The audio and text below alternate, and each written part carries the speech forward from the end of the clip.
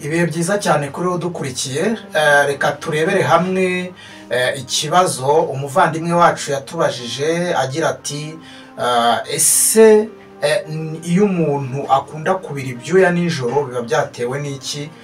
Ndagira ngo rero tuze dusubiza uyu muvandimwe watubajije iki kibazo atubwira ati ese iyo umuntu ari kubira ibyuya nijoro biba bisigura iki? Ese uburwayi nta burwayi buba bubyihishe inyuma? Reka tubiganireho turebe nawe niba kandi ukunda kubira ibyuya nijoro, ukunda kuryama nijoro ukumva urimo urabira ibyuya byinshi, ukaba nawe ufite icyo kibazo, nawe uraza kuba umenya impamvu ituma ubira ibyuya nijoro.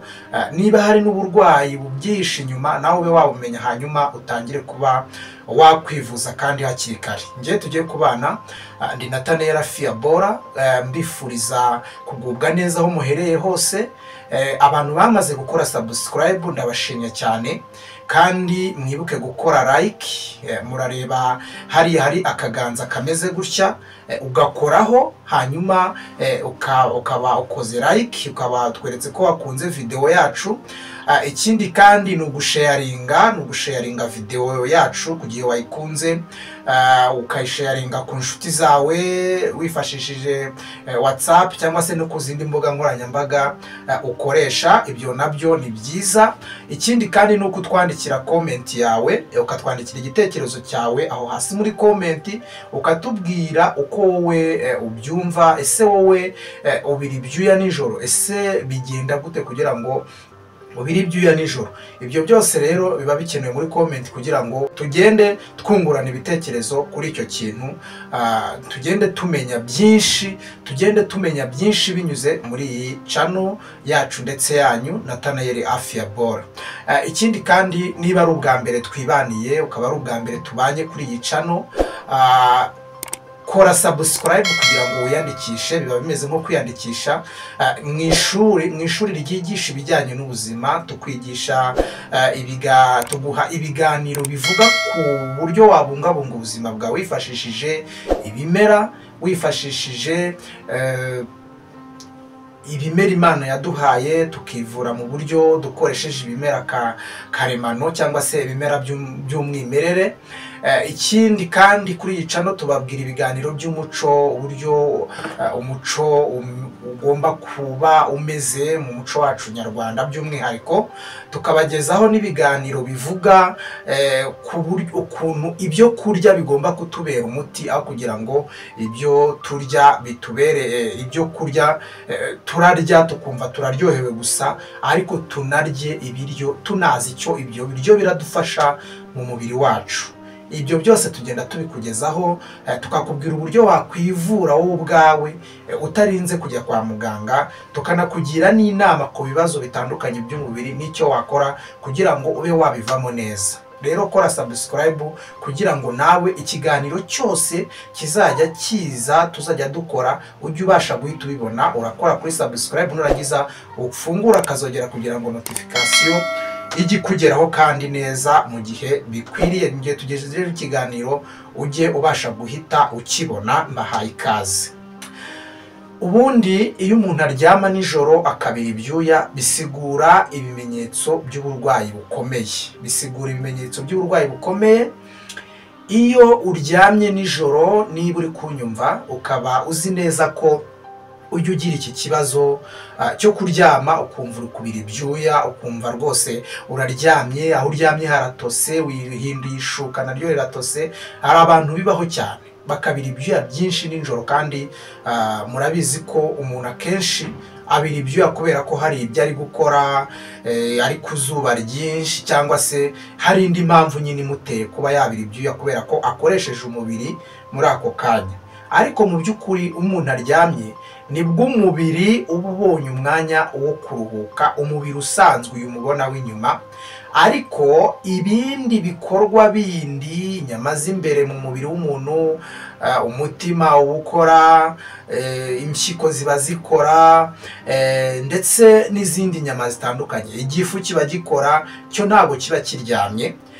Rero bisobanuye ko kuri akubira ibyuya uryamye mu by'ukuri umubiri wo waruhutse ariko ukabira ibyuya, aho ngaho ugomba gutangira kugira amakenga akomeye kubera yuko haba hari ikibazo mw'imbere mu mubiri.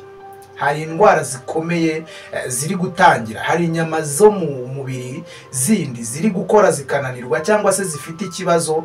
Icyo rero ni ikimenyetso mpuruza. Reka rero twivugire ubwo burwayi ushobora kuba urwaye niba ujya ubira ibyuya kandi ukabibira mu by'ukuri nta kindi kintu kidasanzwe gitumye ubira ibyuya kandi uryamye. Bikunda kubaho nijoro rero. Ikintu cya mbere ngira ngo wumve kandi ugifate nk'ikintu gikomeye, ni ukubira ibyuya nijoro ukumva uri gushyuha ukuntu, menya yuko ari ikimenyetso mpuruza cy'umuvuduko w'amaraso, kandi umuvuduko w'amaraso uri ku rwego rwo hejuru.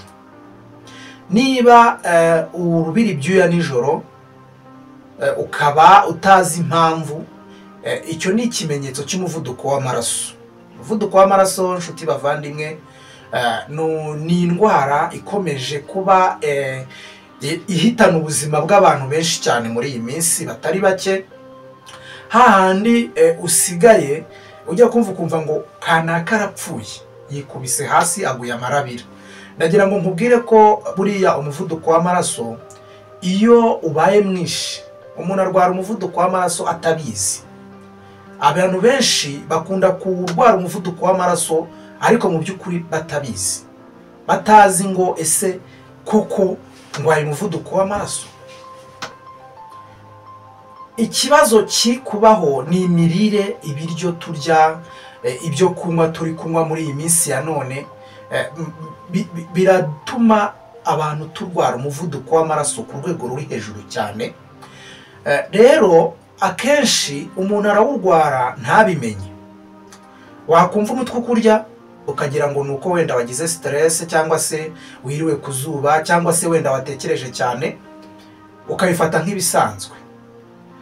Watangira kumva nk'icyo kimenyetso cyo kubira ibyuya nijoro, ukavuga uti buriya nta birenze, ni imirire wenda n'ibyo kurya nariye. Watangira kumva ucika intege bya hato na hato, watangira kumva utangira kugira ikintu cy'isereri n'ikizunga mu mutwe, ugatangira kwifata nk'aho ari indwara iri aho ngaho idafite ikitwaye. Ariko nshuti bavandimwe, umuvuduko w'amaraso uri kuba uhitana abantu benshi muri iyi minsi ya none kandi ntibabashe kumenya ibyo ari byo. Umuvuduko w'amaraso utangira wumva urwaye umutwe, utangira kumva ugira isereri cyangwa se ikizungera. Niba ibintu bikubaho uzamenye ko urwaye umuvuduko w'amaraso. Ukabira ibyuya nijoro cyane nk'ikimenyetso mpuruza, nk'uko turi kubivugaho. Kubira ibyuya nijoro ni ikimenyetso mpuruza cyo kuba urwaye umuvuduko w'amaraso. Iyo rero umuvuduko w'amaraso wabaye ku kigero cyo hejuru cyangwa se wiyongereye cyane ukagera ku rwego rwo hejuru, ni ukuvuga ngo amaraso agera ku bwonko atangira kuhagera mu buryo budahagije. Hahandi umuntu ashobora gukurizamo n'ikibazo cyo kurwara icyo bita stroke. Indwara ya stroke akenshi iri kwica abantu biturutse ku muvuduko w'amaraso uri ku kigero cyo hejuru cyane. Umuntu akarwara stroke akikubita hasi agahita apfa amarabira, ariko abantu bo tugahita twumva ngo uyu muntu yazize uburozi. Dukunda kubona, njyewe ubwanjye nkunda kumva izo kese zabayeho, ariko waganira n'umuntu ukabaza ese mu buzima busanzwe yarabayeho ate, byari bimeze gute? Akakubwira hari igihe yajyaga agira isereri, hari igihe yajyaga anyuzamo akabona umwijima mu maso, hari igihe yajyaga anyuzamo akazungera akikubita no hasi rimwe na rimwe. Wabyumva neza ukuntu bimeze, ugahita wumva impamvu.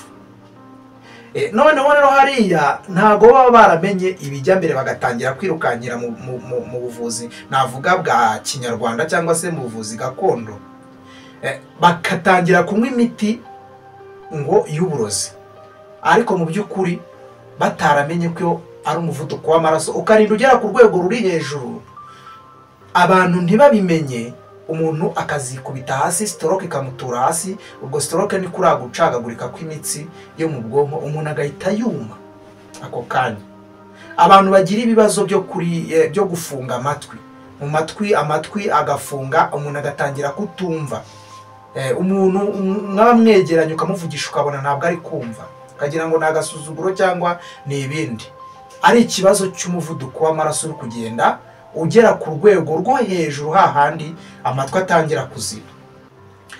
Nari mbivuzeho cyane rero ngira ngo abantu rwose ibi bintu mubihagurukire cyane, mwisuzumishe umuvuduko w'amaraso. Niba ubona rero ibyuya nijoro, niba ubira ibyuya nijoro, menya yuko ari ikimenyetso mpuruza, ugende wisuzumisha umuvuduko w'amaraso.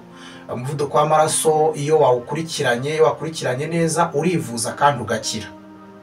Urivuza ugakira, ukamera neza. Ushobora gukoresha imiti isanzwe yo kwa muganga. Hari n'ubundi bujyanama bundi kandi uhabwa. Hari byinshi twagiye tubabwira kuri iyi channel Nathaniel Fiabora ku bijyanye n'uburyo wakoresha mu gihe ufite umuvuduko w'amaraso uri hejuru ukaba wagabanuka. Ibiganiro birahari, biriho, uzagende urebe mu biganiro twakoze, uzasangamo ibiganiro bivuga ku buryo wagabanura umuvuduko w'amaraso uri ku kigero kiri hejuru kandi mu gihe gitoya, wenda utanyweye n'iyo miti. Ariko tera intambwe umenye uko ubuzima bwawe buhagaze. Niba ubira ibyuya nijoro, urebe ko utarwaye umuvuduko w'amaraso. Ikindi kimenyetso mpuruza, iki ni ikimenyetso mpuruza cy'umuvuduko w'amaraso. Ikindi nanone, niba ubira ibyuya nijoro, ni ikimenyetso mpuruza cyerekana ko ushobora kuba urwaye ikintu bita diyabete. Diyabete ni indwara ishobora kubaho ku muntu ariko ntiyandura, ahubwo ituruka iterwa n'imibereho umuntu ari kubamo, uburyo ufata umubiri wawe, bigaterwa nuko witaye ku mubiri wawe.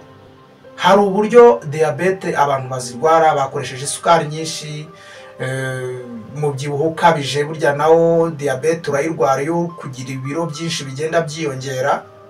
Ibyo bintu bibaho cyane. Rero diyabete nayo ku gihe urwaye diyabete ubira ibyuya nijoro, nabyo uzahite wihuta ujye kwa muganga urebe ko utarwaye diyabete. Ikindi kintu ugomba kumenya, ubundi burwayi ushobora kuba urwaye niba ubira ibyuya nijoro, nuko ushobora kuba ufite ikibazo cyo kugabanuka kw'imisemburo, haba ku bagore ndetse n'abagabo. Niba uri umugabo ukaba ubira ibyuya nijoro, bishobora kuba ikimenyetso cy'uko imisemburo yawe ya testosterone yatangiye kugabanuka, hanyuma bikaba byatera ikibazo cyo kubira ibyuya. Twibukiranya ko imisemburo ya testosterone ari imisemburo ituma umuntu yitwa umugabo. Ni imisemburo ishinzwe gutuma imyanya myibarukiro y'umugabo ikora neza. Ni imisemburo ishinzwe gutuma umugabo nyine agira imbaraga n'imbaduko zo kuba ari umugabo muri rusange.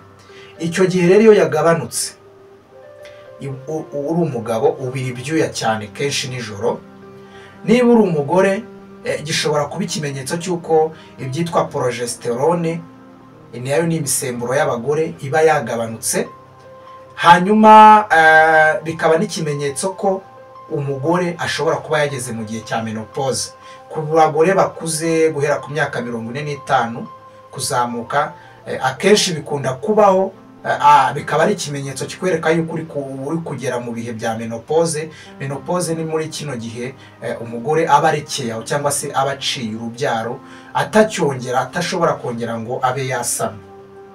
Ibyo nabyo ni ibimenyetso bishobora kuba byabikwereka mu gihe ubira ibyuya nijoro. Ugeze no muri iyo myaka, menya yuko ari ikimenyetso cya menopause. Ikindi kintu gikomeye ni kanseri. Ushobora kuba urwaye kanseri niba ukunda kubira ibyuya nijoro. Kanseri ishobora gufata mu buryo butandukanye. Hari kanseri y'ibere ku bagore, hari kanseri y'inkondo y'umura ku bagore, hari kanseri ya prostate ku bagabo, hari kanseri y'igifu, hari kanseri, mbese kanseri zirimo zifata kwinshi. ushobora kuba ufite rero kanseri mu mubiri wawe, ikaba itari yagira, ariko kikaba biri kukwereka ko ari ikimenyetso. Niba ubira ibyuya nijoro, kikaba ari ikimenyetso kikwereka ko ugomba gutangira ukajya kwa muganga kugira ngo umenye uko ubuzima bwawe buhagaze. Rwose niba uzi ko ubira ibyuya nijoro, kora icyo kintu. Hari ikindi kintu gikomeye, hari uburwayi umuntu arwara bukagenda bukihisha cyane nk'indwara z'umutima. Umuntu akazajya kubyumva byaramaze kugera ku rwego rubi cyane, hahandi umuntu atangira kugira umutima utera. Indwara z'umutima ubwo twavuzemo nk'umuvuduko w'amaraso, diyabete, ariko hari n'izindi ndwara z'umutima nyinshi zitandukanye, nko kuba imitsi y'imijyana ndetse n'imigarura igarura amaraso mu mutima niyajyana.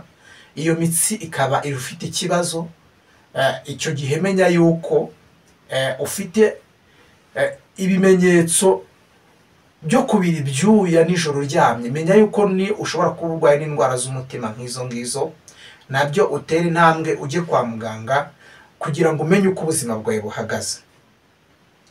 Ni byinshi cyane umubiri burya nawo nubwo utavuga ariko utanga ibimenyetso. Niba wumvise iki kiganiro ukaba nawe ibi bintu bikubaho, ubira ibyuya nijoro utazi ngo biri guturuka kuki, bitewe n'iyo mpamvu, menya yuko mu mubiri wawe mw'imbere harimo ibibazo.